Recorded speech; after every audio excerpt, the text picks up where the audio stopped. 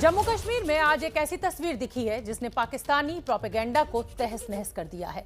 पाकिस्तान के हर मंसूबे पर पानी फिर गया है जो उसने 5 अगस्त 2019 के बाद भारत के खिलाफ बनाना शुरू किया था। ये दो तस्वीरें इसी का सबूत हैं। पहली तस्वीर उन कश्मीरियों पर पाकिस्तानी जुल्म की दास्तान है जो पीओके में हो रहा है, और दूसरी तस्वीर उन कश्मीरियों की है जो खुशहाली के रास्ते पर चलकर खुश हैं।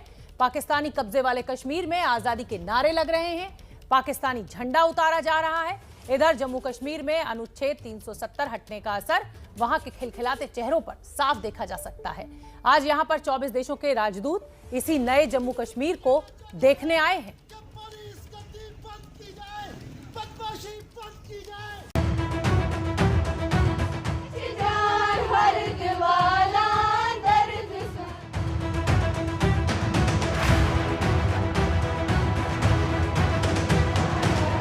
ये तस्वीर है भारत के नए जम्मू कश्मीर की।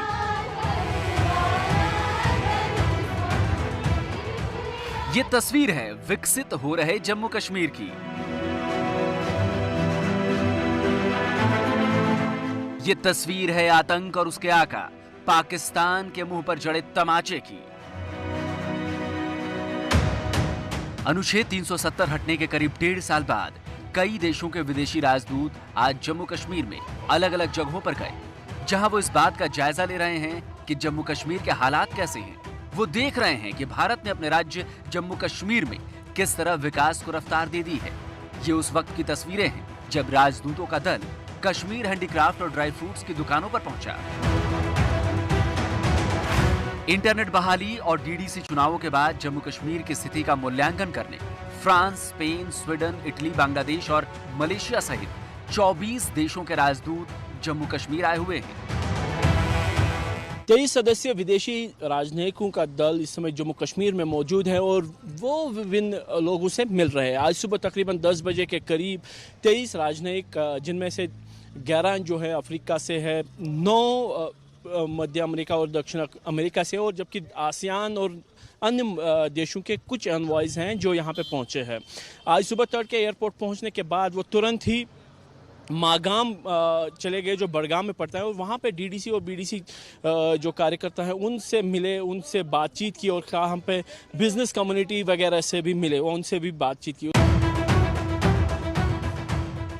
विदेशी दूतों ने डीडीसी के नवनिर्वाचित प्रतिनिधियों से भी मुलाकात की। उनसे जाना कि क्या वाकई जमीनी स्तर पर विकास हो रहा है, क्या लोकतांत्रिक संगठन वाकई मजबूत हो रहे हैं, क्या वाकई वही हो रहा है जो दिखाया जा रहा है। पंचायती राज के हवाले से ही उन्होंने हमारे साथ बातें की। हमने इनको यही बताया कि जो डेवलपमेंट है, तो हमारे इस प्रोग्राम से हम चाहते हैं कि जो हमारा एजेंडा है इस रूरल डेवलपमेंट के हवाले से देहाती तरक्की हो, उसमें मतलब चूँकि ये हमारा ज़िले बड़गाम बहुत ही पसमानदा है, यहाँ रोटी, कपड़ा और मकान, सड़क, बिजली और पानी के हवाले से हम डेवलपमेंट करना चाहते हैं। जम्मू कश्मीर में विकास कार्यों में जबरदस्त तेजी आई है, इसमें कोई शक नहीं है। आपको याद होगा अभी बीती 9 फरवरी को राज्यसभा में पीडीपी सांसद रहे मीर मोहम्मद फैयाज ने भी कश्मीर में हो रहे विकास कार्यों की खूब तारीफ की थी। अभी हमारे प्रधानमंत्री जी ने आज इलेक्शन का कहा, वहां लोग निकले। जो उज्ज्वला स्कीम है या बाकी स्कीम है, मैं जब म्युनिसिपल कमेटी का चेयरमैन था, हमें साल में 5 लाख रुपया मिलता था। आज हमारे जो लोग हैं, मैं जब उनसे पूछता हूं, वो कहते हैं कि हमें 14th FC में 5 करोड़ मिले। इसी तरह गैस का समय, कल तक हमारी जो लेडीज थी वो जंगल से लकड़ी लाती थी जो ऊपर गाँव में है, आज उनके घरों में भी गैस है। जो काम हुआ वो कहना चाहिए सर। आज जब 24 देशों के लोग इसी नए जम्मू कश्मीर को देखने पहुंचे हैं, तो एक वर्ग नाराज भी है। नाराज इसलिए क्योंकि राजदूतों को उनसे मिलने नहीं दिया जा रहा है। तो राज्य प्रशासन ने 2 दिन तक फैले हुए इस कार्यक्रम में हर एक तबके को इनकॉर्पोरेट करने की कोशिश की है, जिसमें बिजनेस से जुड़े हुए लोग जो हैं, इसके अलावा सिविल सोसाइटी के लोगों को भी बुलाया। हालांकि जो चौंका देने वाली बात वो ये है कि मुख्य धारा की भी किसी भी पार्टी को यहाँ पे आमंत्रित नहीं किया गया है, जिसके चलते जो मुख्य धारा के पार्टीज़ हैं, चाहे वो उनमें राष्ट्रीय पार्टी हो या स्थानीय पार्टीज़ हो, उनके नेता खास से नाराज़ है। डेलीगेशन आते रहेंगे, जाते रहेंगे, मगर जो जम्मू कश्मीर के हालात हैं वो समझते ही नहीं है, और यही वजह है कि जो यहाँ की लीडरशिप है उसको घर से बाहर निकलने नहीं देते हैं। राज्यसभा के सांसद रहे मीर मोहम्मद फैयाज इन्हीं महबूबा मुफ्ती की पार्टी के नेता हैं, लेकिन लगता है कि महबूबा को अपने ही नेता की बातों पर भरोसा नहीं है। शायद भरोसा इसलिए नहीं है क्योंकि सालों तक जम्मू कश्मीर पर राज करने के बावजूद वो यहाँ के हालात जो नहीं सुधार पाई थी। विदेशी राजदूत कल भी अलग अलग जगहों पर जाएंगे। व्यापक सुरक्षा प्रबंधों के बीच में होने वाली ये जो राजनयिकों की यहाँ पे का दौरा है वो 2 दिनों तक फैला हुआ है, और कल सुबह यहाँ से राजनेता जो है जो जम्मू चले जाएंगे, जहाँ पे प्रशासनिक और सुरक्षा अधिकारियों से बैठक होगी। जम्मू कश्मीर के उपराज्यपाल मनोज सिन्हा से मुलाकात होगी, ब्यूरोक्रेसी के लोगों से मुलाकात होगी। कल सुबह जो सबसे प्रमुख मीटिंग होगी वो श्रीनगर के 15th कोर के हेडक्वार्टर पे होगी, जहां पे सेना और अर्धसैनिक और सुरक्षा बलों के जो अफसर हैं, जो राजनेता आए हैं, उनको यहाँ के सुरक्षा हालात और सरहद पर किस तरीके से माहौल बना है उसके बारे में जानकारी देंगे। कुल मिला के देखें तो सरकार की तरफ से कोशिश यही हो रही है कि धारा 370 हटाए जाने के बाद कश्मीर घाटी के हालात के बारे में विदेशी राजनयिकों को के ज़रिए ही वहाँ की सरकारों तक ये बात पहुँचाने की कोशिश की जाए कि राज्य में हालात सामान्य हो रहे हैं और यहाँ पे सामान्य गतिविधियाँ शुरू करने की कोशिश की जा रही है। हालांकि जो राजनीतिक गतिविधियाँ हैं उन पर अभी भी विराम लगा हुआ है। कैमरामैन अरशद हुसैन के साथ आसिफ कुरैशी, ABP न्यूज़, श्रीनगर। तो आपने हमारी ये रिपोर्ट देखी और हम आपको बता दें कि जम्मू कश्मीर की ये खुशी पाकिस्तान से देखी नहीं जा रही है। उनके मुताबिक भारत झूठी तस्वीर दिखा रहा है, लेकिन उसे ये नहीं मालूम कि भारत की नहीं बल्कि पाकिस्तान की बुनियाद झूठ पर टिकी हुई है, और उसके इसी झूठ का पर्दाफाश POK में नजर भी आ रहा है, क्योंकि यहां पर लग रहे हैं पाकिस्तान से आजादी के नारे।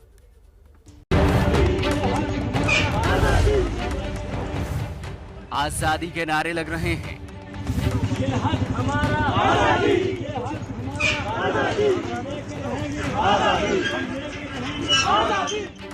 पाकिस्तानी झंडे को उतारा जा रहा है।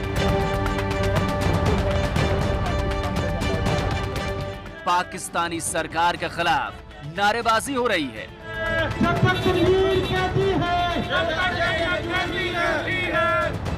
पाकिस्तानी पुलिस का विरोध हो रहा है।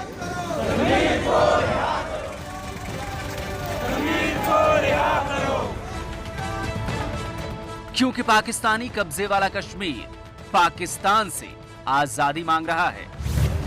किसी चाइना, किसी अमेरिका, किसी पाकिस्तानी की जगह नहीं है ये। जम्मू कश्मीर कैसा है?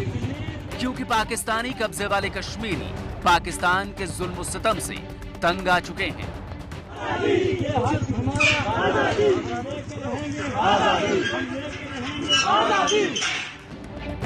पाकिस्तान के PM इमरान खान सुन रहे हैं आजादी के इन नारों को।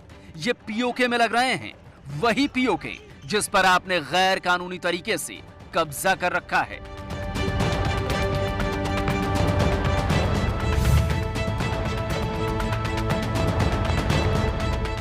इमरान खान नियाजी, इस झंडे को तो आप पहचानते ही होंगे, आपके ही देश का है, लेकिन पाकिस्तानी कब्जे वाले कश्मीर के लोगों के लिए ये पाकिस्तानी झंडा एक टीस है, एक दर्द है, एक नफरत है। पाकिस्तानी कब्जे वाले कश्मीर के ददियाल से आई इन तस्वीरों ने कश्मीरियों पर पाकिस्तान के जुल्म का सबूत दे दिया है। पाकिस्तानी पुलिस, पाकिस्तानी आर्मी और पाकिस्तान सरकार के खिलाफ हो रही नारेबाजी ये बताने के लिए काफी है कि POK में कश्मीरियों पर पाकिस्तान का अत्याचार बढ़ता ही जा रहा है। यहाँ के लोग इबादत कुर्बानी से पाकिस्तानी कब्जे वाले कश्मीर के लोगों को गुस्सा इस बात को लेकर है क्योंकि उन्होंने POK के लिए आवाज उठाने वाले, POK के हक की बात करने वाले और पाकिस्तानी जुल्म का POK में विरोध करने वाले ब्रिटिश पाकिस्तानी पत्रकार तनवीर अहमद को गिरफ्तार कर जेल में डाल दिया है। उन्होंने मंगोल से इल्हाक करके जो है ना मायदे कर लिए थे कि हम आपके साथ चलेंगे। पाकिस्तानी कब्जे वाले कश्मीर के लोग अब सीधे पाकिस्तानी सरकार और पाकिस्तानी सेना से भिड़ने के लिए तैयार हो गए हैं। इस तरह के विरोध प्रदर्शन पूरे POK में लगातार हो रहे हैं। जाहिर है पाकिस्तानी आर्मी और सरकार ने अत्याचार की सारी हदें यहाँ पर पार कर दी हैं। अगर ऐसा ना होता तो गुलाम कश्मीर के लोग आजादी न मांग रहे होते। ये हक हमारा, आजादी, ये हक हमारा, आजादी, आजादी। अपने नारों के जरिए इन्होंने इमरान खान को साफ बता दिया है कि भले ही उन्हें भूखा रखा जाए, उनको बेसिक राइट्स भी न दिए जाएं, तब भी वो पाकिस्तानी जुल्म के खिलाफ आवाज को बुलंद करते रहेंगे।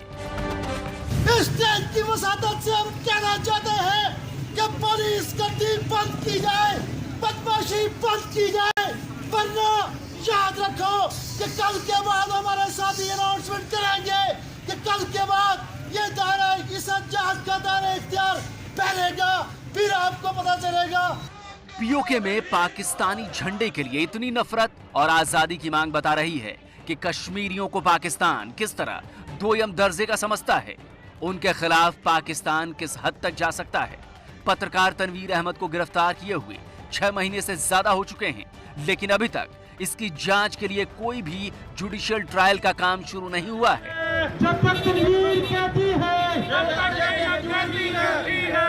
अच्छा है इमरान खान नियाजी साहब, कम से कम पाकिस्तानी कब्जे वाले कश्मीर के लोगों के सामने आपका चेहरा बेनकाब तो हो रहा है। कम से कम उन्हें इस बात का इल्म तो हो रहा है कि पाकिस्तान एक शैतान है जो उनका भला कभी नहीं चाहेगा। ये हक हमारा, आजादी, ये हक हमारा, आजादी, आजादी, आजादी। भारत की मजबूत दीवार के आगे हार गए चीनी सैनिक। पेंगोंग इलाके में जिस तरह चीनी सैनिकों ने अपनी जगह खाली की है, उससे ऐसा लग रहा है कि उन्हें वहां से जाने की बड़ी बेसब्री थी। दुनिया के सबसे शानदार माउंटेन वॉरफेयर सोल्जर्स के आगे चीन आखिरकार कब तक टिकता?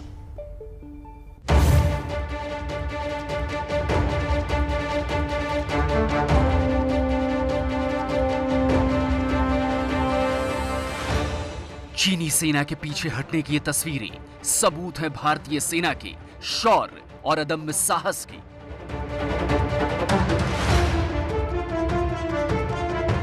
अंतरिक्ष से ली गई तस्वीरों में भी चीनी सेना के हटने की पुष्टि हुई।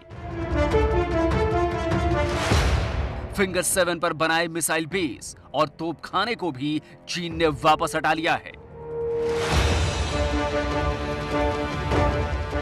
चांगला में चीनी और भारतीय टैंक आमने सामने थे, अब वहां से भी चीनी टैंक वापस लौट गए हैं। यहां कितना करीबी मामला था आपको इस तस्वीर से समझ में आएगा। बाईं तरफ ये गहरे रंग के टैंक नजर आ रहे हैं, ये भारतीय हैं, और दाईं तरफ ये जो हल्के रंग के टैंक आपको दिख रहे हैं, ये चीनी हैं। यानी यहां पर तो दोनों देशों के टैंकों और जवानों के बीच महज 30 से 40 मीटर की ही दूरी थी। इस दूसरी तस्वीर के जरिए आपको दोनों देशों के बीच LAC नजर आएगी। लाल रंग की ये जो लाइन दिख रही है, यही LAC है। बाईं तरफ भारत, दाईं तरफ चीन।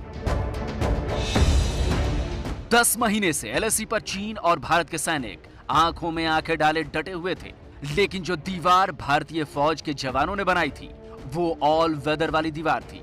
सर्दी बढ़ती गई और हमारे जवान और ज्यादा मजबूती के साथ चीनी सेना के सामने खड़े रहे। पूरी दुनिया ने देखा कि भारत की फौज को क्यों दुनिया की सबसे बेहतरीन माउंटेन कॉम्बैट फोर्स कहा जाता है। चीन समझ चुका था कि हालात चाहे कैसे भी हों, मौसम चाहे कितना भी सर्द क्यों ना हो, भारतीय फौज के जवानों की ये दीवार ऐसे ही लगातार 24 घंटे महीनों तक खड़ी रह सकती है।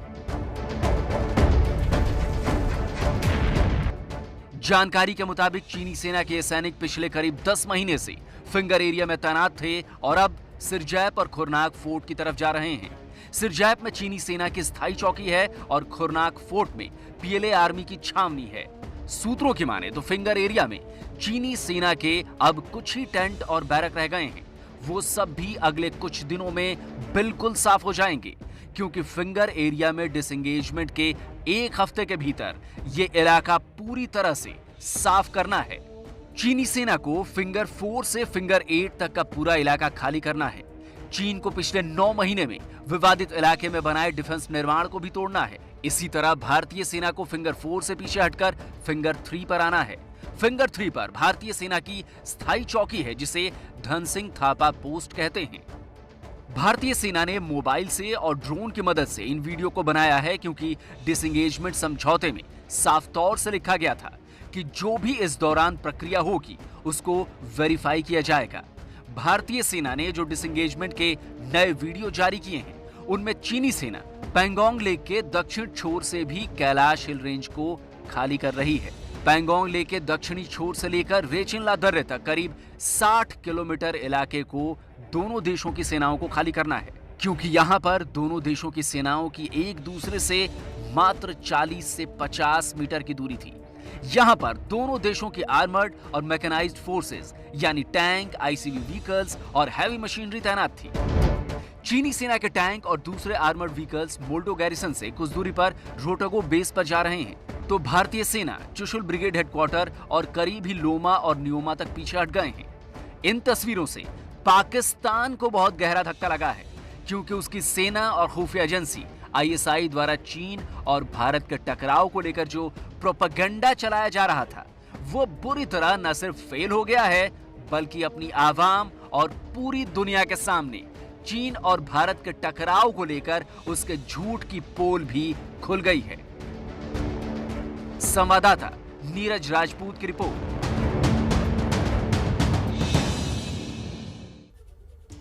तो फिलहाल मेरे साथ मातृभूमि में इतना ही। आप देखते रहिए एबीपी न्यूज। कल शाम 4 बजे मातृभूमि में फिर होगी मुलाकात।